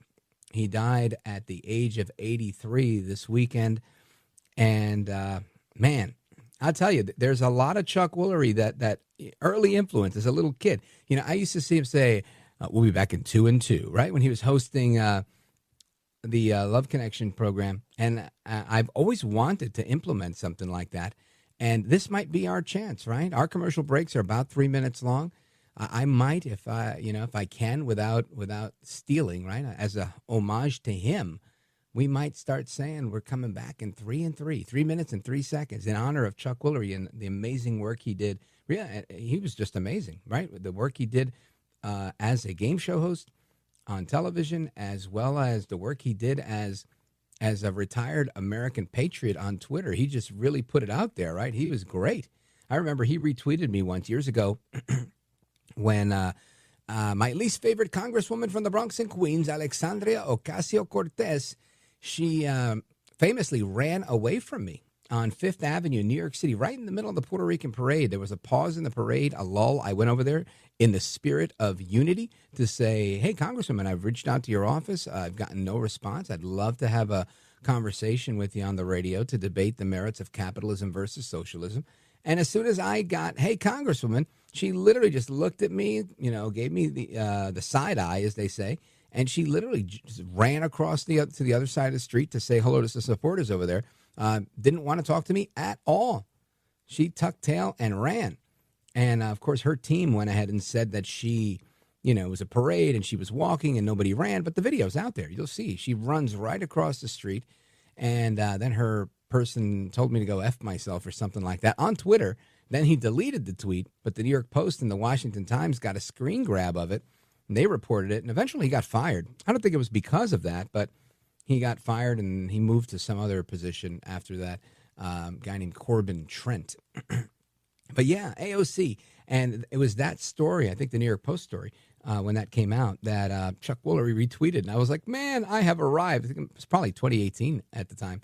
And I thought, I love Chuck Woolery. Man, I always wanted to interview him. I won't have that opportunity now, but what a great man from the perspective of watching his career and his activism online.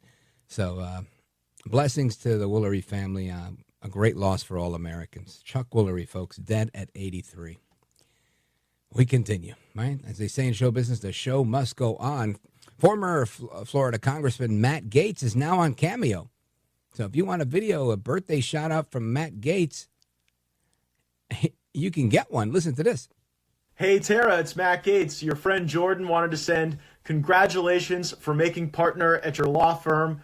Everyone's super proud of you. And look, I know your politics and mine may not align specifically, but, our career trajectories might not be either. I mean, here you are making partner, and my legal career took a little bit of a different turn this last week. But you know what? Work hard, get paid a lot of money, do a lot of great things as a practitioner and counselor at law. And, you never know. You could be an attorney general nominee too. And that could, the great success you're about to have, being a partner, being an equity, it's just going to make you love capitalism all that much more, and success and prosperity. And be glad that you're not making partner during the Biden economy or the Harris economy. You make partner now in the Trump economy. You may not like Trump, you may not like me, but there's going to be winning again and economic prosperity and success, and you're going to make so much money. And then when you make all that money, you're not going to want to pay it all in taxes. You're going to want to go to hiring more people, building the American dream,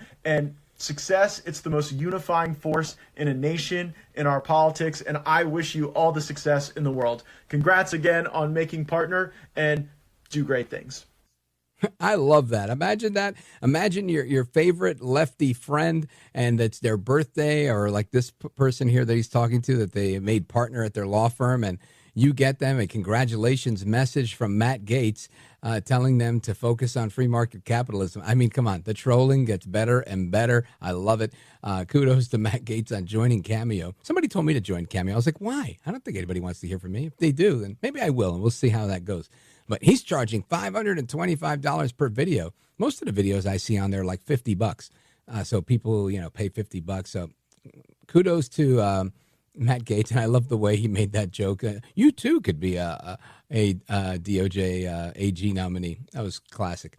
I think that was funny. And not so funny is how this treasurer from a county in Arizona has now pled guilty to embezzling $38 million for his own use. Now, just imagine that, right? Embezzling all this money, her own use, excuse me. That's a whole lot of money. Right? This former county treasurer in Arizona pled guilty to stealing over $38 million to pay for upgrades on personal ranches, purchase at least 20 vehicles, and pay for personal items for herself and her family. This is announced by the DOJ. Elizabeth Gutfar, 62 years old, the elected treasurer of Santa Cruz County between 2012 and 2024, pled guilty on Thursday to embezzlement, money laundering, and tax evasion. She served in that position for a decade, and during that time, she transferred funds from Santa Cruz County bank accounts to her personal Wells Fargo bank account, as well as to the Bank of Montreal's bank account, or I guess where she also had an account, according to the Justice Department. Isn't that something? Listen to this. This is what she said in open court. I wire transferred the Santa Cruz County funds from the county savings account to the checking account for the purpose as an essential part of carrying out the scheme to defraud and fraudulently obtain the funds for my personal use, all without authorization. Gutfar admitted, according to court documents. She went on to say, quote, I agree I owe restitution in the amount of $38,712. Wow. I'm sorry, $38,712,100. Let me tell you, don't get crazy, right? That's some pretty crazy stuff. Don't go stealing $38 million from anybody. That's not the way to play it. And then sending it to the Bank of Montreal. Now, speaking of Montreal, I want to go to Tony, calling us from Montreal, Canada, listening online, richvaldez.com. Tony, go right ahead. I was laughing big time. Listen, there's a Republican Kentucky rep that's grilling this guy, Dr. Tabak, who was director of the national NIH, and they were really looking into this Dr. Moraz, who was contacting directly and giving information, government information by email to a contractor, EcoHealth. And I don't know if you heard about this. EcoHealth Alliance. They're the ones that did the money laundering for Dr. Fauci in the gain of function research scheme. Well, I'm telling you, this is all unraveling.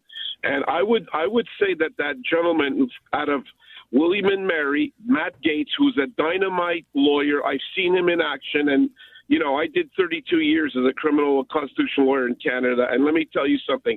This guy, Matt Gaetz, is taking no prisoners. When he's cross-examining somebody, he's beautiful. That guy could write a book on this.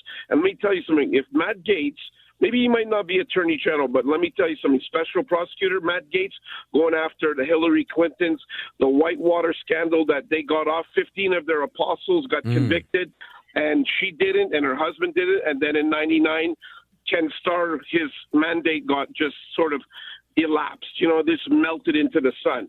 But you know what? I believe that Trump and RFK and Elon Musk, they're a force that the left are really worried about. And I think they're going to bring out the truth. Yeah, I think you're right, Tony. Really well put. Thank you for your call. Shout out to all of our listeners in Canada listening at richvaldez.com. I appreciate it, where we stream the audio of the show live every single night, and then we have replays of it. Plus, you can go to richvaldez.com and download a podcast or stream it right from there tomorrow, anytime you like, on demand. Folks, we're coming right back. It's me, Rich Valdez. Don't go anywhere.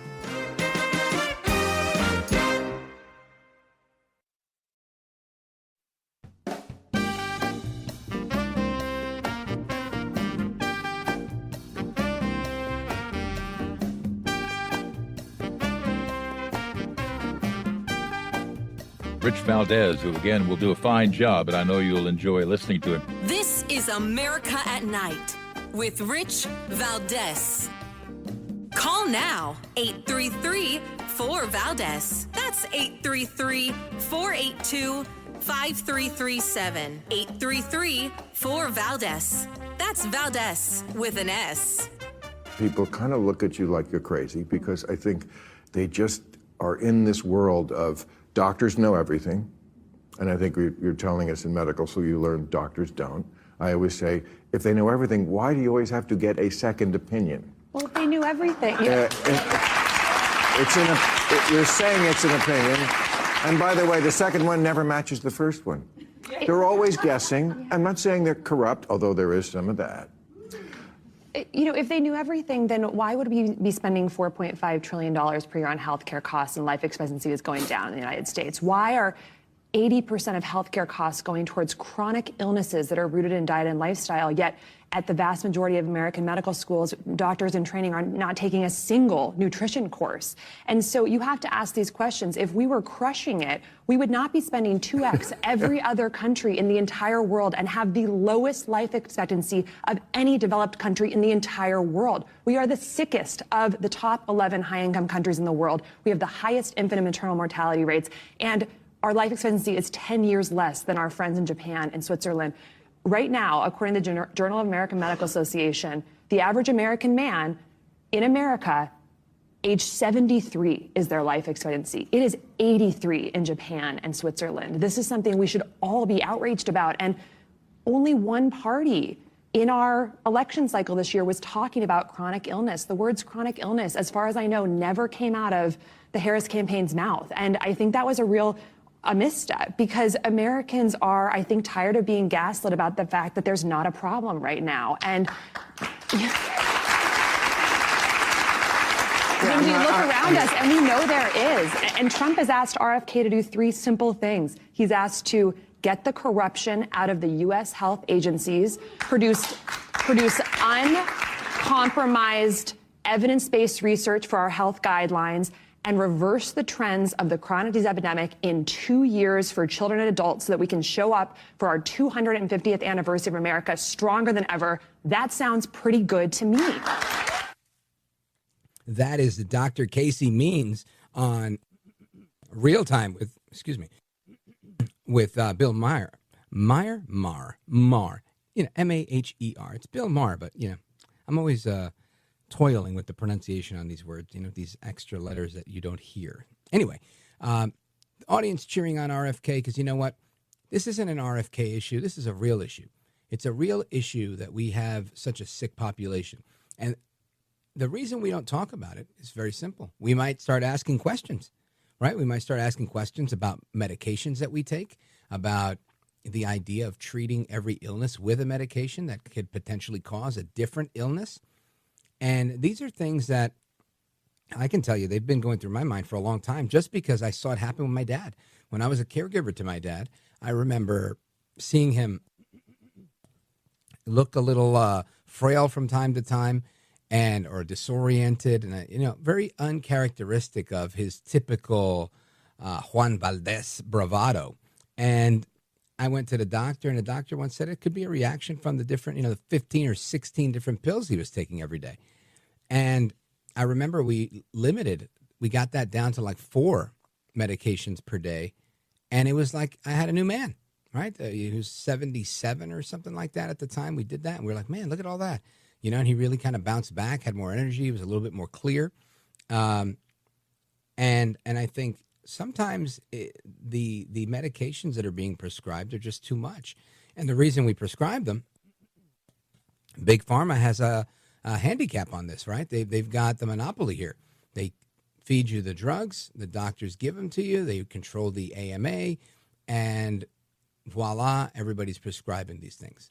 Then we move from there to that's how you treat these issues. You get people sick. You let them have whatever type of unhealthy food. They get sick. We give the medicine, and it's a vicious cycle. When clearly in Japan, what they're doing is living longer. Why? They got the Kobe beef, right? They got those good cows. You ever buy a Kobe beef steak? They're tiny. It's like little slivers. It's like, I don't know, $80 an ounce or something like that. But the stuff is delicious. Doesn't even compare to the cows that you find here in the U.S. And sometimes people sell that Kobe beef as if it's Kobe, but it's not really. Those Kobe steaks are really something else. Anyway, I want to get to your calls. I want to go to Steve, Atlanta, Georgia, WGKA. Go right ahead. Hey, thanks for taking my call. Yes, sir. I want to take you off speakerphone, though. Sorry about You got to do that before we get to you. Hurry up. So anyway, I want to know what you think. I want to know if you think this is a good hypothesis or on what's going to happen. You know how the left always Well, it seems like everything they do, with the girls in the boys' bathrooms and the transgender thing and the pride flags in the classrooms and whatnot. Do you think that this is going to backfire on them as well with regard to man, I just had a brain fart. Well, I think you put your question out there pretty effectively, though. Do we think that it's going to backfire on them, the whole trans thing? Well, I think it is. And the best proof of that is when you had these people out there, and, the term gaslighting became so popular in the last couple of years because this is really the definition or the best example of it personified, right? When you have these doctors coming out there, when you have the American government taking a doctor who, in my opinion, is suffering from mental illness himself. Dr. Richard Levine, the health commissioner from the state of Pennsylvania, who they bring in as Dr. Rachel Levine to the administration with Joe Biden. And when you see this individual, they're clearly dealing with the issue of gender dysphoria. And I would suppose that some doctors, like, Bill Maher just aptly pointed out, opinions aren't always the same. So you got some doctors that think the best way to treat this gender dysphoria is for you to become the opposite sex. You have other doctors that think that, there might be something that's off and we can try and fix that through whatever the fix is, whether it's an endocrine issue or a mental health issue like dealing with the gender dysphoria. But either way, yes, it bit them in the butt because people of all stripes, every race, every demographic, they voted in large part against that stuff. They didn't like the economy. They don't like the fact that we had a growing number of transgender individuals in the United States military, feeling that these people could not perform, not because of the choice that they made to be transgender and pursue surgery or whatnot, but because they can't fight because they're on different medications that prevent them from being able to defend our country. And I think that's a fair thing to say. It's a very fair thing to say. If you are on hormone therapy or some other type of therapeutic or recovering from a surgery because of a mastectomy, I met a woman once that had a double mastectomy, and she was devastated because she had to have her breasts surgically removed to prevent cancer. Yet you have people that are doing this voluntarily in perfect health and then regretting it and then having to try and reverse such a surgery. Now, listen, I will say I believe in liberty, and I think people should be allowed to do not everything they want to do. I mean, if you're trying to hurt yourself, obviously there's laws against that. But if that's really the best therapy for you and you're, 25 years old and you're like, look, I don't see another way. I have to have this surgery. I have to cosmetically become a female and maybe even medically if they can do those types of surgeries and they're successful, then that's a choice that you talk over with your doctor. But it's definitely not something that will allow a public school system to decide. It's definitely not something we'll even allow a parent or a child to decide. That's something that'll happen when the child can decide for themselves as an adult. And I think that in large part, there was a big blowback on that. There was a big blowback on calling traditional Catholics and evangelical Christians extremists. There was a big blowback on so much of what the left was pushing, Steve, and we saw it at the polls.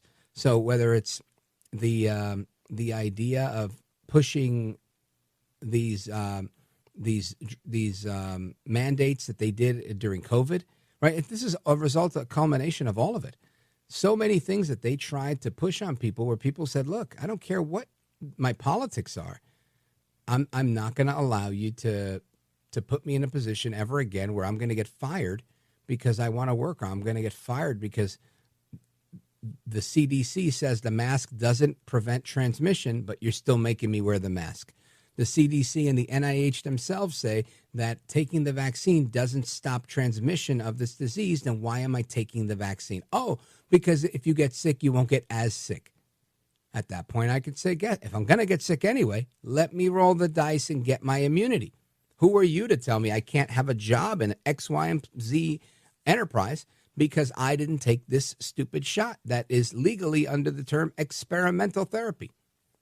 This was all part and parcel, I think, of the reason why there was already a big backfire on Democrats. This is why they lost the House, why they lost the Senate, why they lost the White House.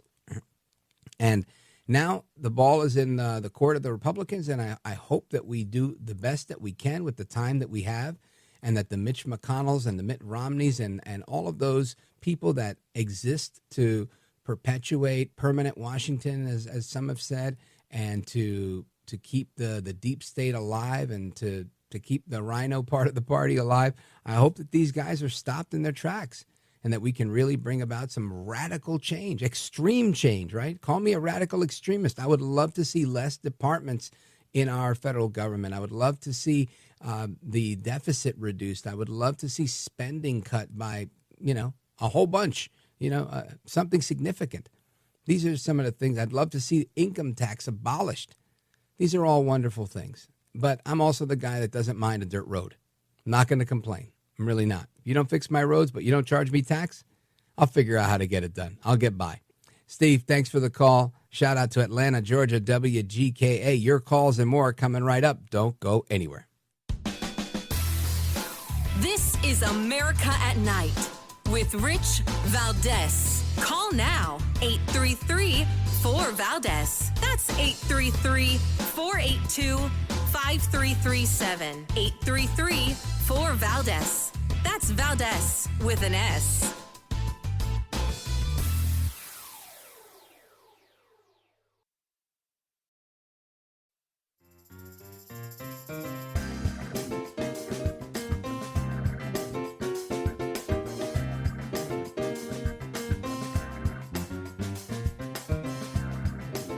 Call now, 833-4VALDEZ. That's 833-482-5337. 833-4VALDEZ. That's Valdez with an S. How do you feel about the fact that there don't seem to be any black jobs in a Trump cabinet except for HUD? Well, I'm from the school that says every single job in our government is in fact a black job. The fact of the matter is, you go throughout the government, and we've had people in all of them, not just at HUD, the Secretary of Defense, Secretary Austin, an absolutely great guy. And I guess that's a black job, as far as I'm concerned. The chair of the Joint Chiefs of Staff, General Brown, that's a black job. So I think that those people who want to corner African Americans into one job or one kind of job are missing the boat. That, of course, Congressman James Clyburn, sounding like a free market capitalist libertarian who believes in a meritocracy, saying that every job in the government can be a black job and is a black job. And you know what? For the first time in a long time, I agree with James Clyburn. Of course, he's 100% right. Anybody could work anywhere as long as you've got the qualifications for the job. It's not like somebody's going to not hire you because you're black, or hire you because you're black, or hire you because you're Hispanic, or not hire you because you're Hispanic. Now, there might be a preference people may want for their own selfish purposes or for the sake of PR to say, hey, look, we want to hire a more diverse person for this. So if it comes down to two people who are both, Harvard grads and both attorneys, and one of them is African-American and one isn't, they might give preference to the African-American as long as they have the same qualifications on paper. Great. But this is where interviews come in, and you meet with the people and you say, who's the better person? And if you've got this very charming, articulate African-American person that scores and nails it, and the other person's kind of shy and doesn't really deliver and isn't as robust in their personality, it's a clear winner that you're going to go with the African-American, but not because they are African-American, but because they were the better candidate. And that's the bottom line. And it seems to me that's exactly what Clyburn's talking about, saying that African Americans have served in every layer and area of government. And it's the host here of the Washington Post, Jonathan Capehart, who was on MSNBC, saying the opposite, saying that, how do you feel about the fact that there don't seem to be any black jobs in a Trump cabinet except for HUD? And I think that's interesting because President Trump has done remarkably well with African Americans, showing the biggest amount of growth there than he has elsewhere. And I mean, he's got a very, very diverse cabinet. Whether or not they like that or not, it's the truth. We got a vice president that was 39 years old just the other day. He's 40 now, but very young. You've got female ambassadors to the United States, the very first ever White House chief of staff. Think of how many times Democrats were in office and had a chance to nominate a woman to be White House chief of staff and didn't take the opportunity. Trump did it. Who was the first person to promote a black woman to become a general in the United States Marine Corps? Trump did it, right? So, I mean, there's so many firsts that Trump has had where the Democrats have had all the time in the world. You've got Secretary of Labor nominee Lori Chavez. She is Hispanic, in case you were wondering. Secretary of HUD, Scott Turner, black, in case you're wondering. I think there's a lot of diversity here. Pam Bondi, woman. Linda McMahon, woman. Tulsi Gabbard, woman. Kristi Noem, woman. Elise Stefanik, woman. Susie Wiles, woman. A lot of women here. I don't know. And some of these women look young. They don't look old. So, I mean, you talk about age diversity, racial diversity, gender diversity. This seems to be rather diverse to me. But this is exactly what's happening in the Trump administration. Now, what is it that the Democrats want to do now? Well, they have to figure out who's going to be their next leader. And we're going to talk about that when we return, plus your calls as we wrap up on the speed round. 833-482-5337, 833-4-Valdez. This is America at Night with Rich Valdez.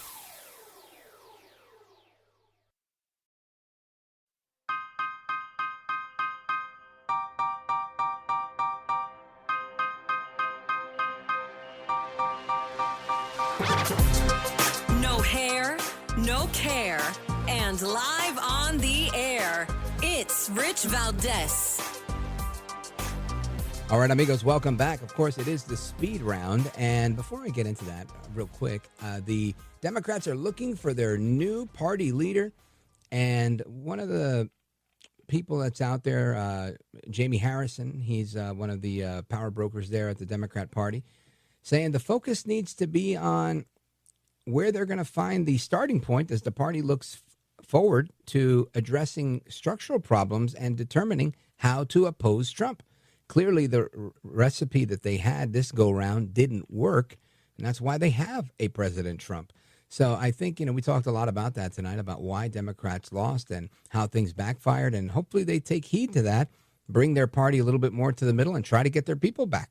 Who knows? You might even get some disaffected Republicans. You got to be competitive in order to win. Anyway, with just about a minute left on the clock, I don't want to rush you, but I'm going to go to Tony calling us from Avon Lake, Ohio, WNIR. It's the speed round. Go for it very quickly. WEOL. But anyhow, all right, the Watchdog Group, American Accountability Foundation, has a watch list of bureaucrats who are sabotaging the border security, and in addition to Mayorkas and Garland. Yeah, and you know what? I think we need to watch out for that group of people, in addition to Mayorkas and Garland and those that would endanger the country. And my hope is that we'll keep them not only away from the government, but if somebody did something wrong, they'll be prosecuted or at least held to account, however you can hold government people to account, because they have immunity. Hasta la próxima. Take care. Good night. And God bless you, America. I'm Rich Valdez.